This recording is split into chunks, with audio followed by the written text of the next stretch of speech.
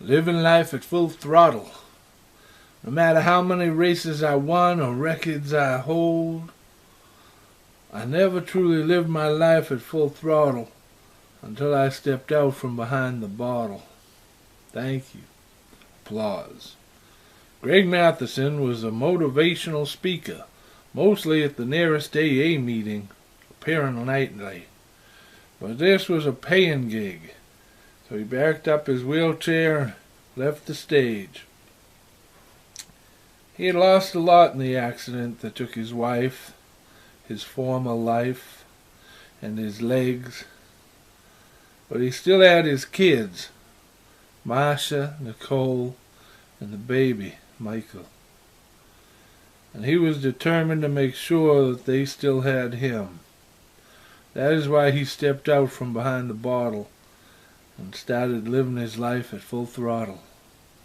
And that is why he stood up when the generals came to visit him and told him that his country needed the Matheson family to battle the alien invaders that had landed their ship on the outskirts of the city.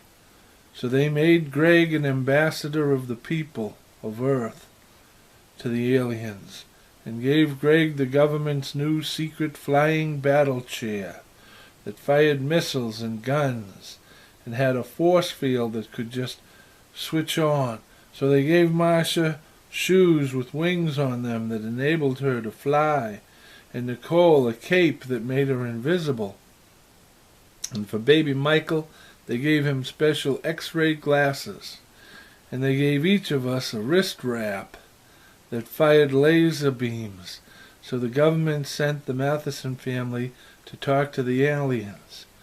But the aliens did not understand, and we could not understand them. So they would have none of it. So as we approached, they attacked us. But the force field protected us as we defended ourselves, hurtling everything we had at the enemy, who hadn't realized how powerful Earth was. So they surrendered and signed a peace treaty with the Earth, and we became friends with them, and they invited the Matheson family to visit their planet.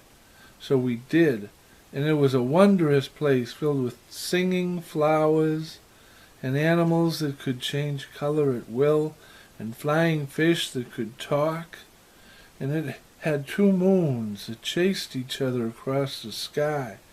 And in honor of Matheson family's visit, they named one of the moons Marsha and the other one Nicole.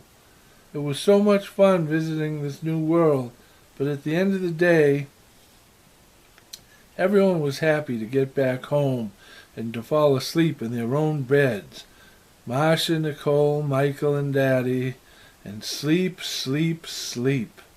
And the government was so happy at what the Matheson family had done for the Earth that they let us keep their flying shoes, their invisible cloak, the X-ray glasses, the wrist wraps that fired laser beams, and oh yeah, did I forget to mention that they also let us keep the government's secret flying battle chair.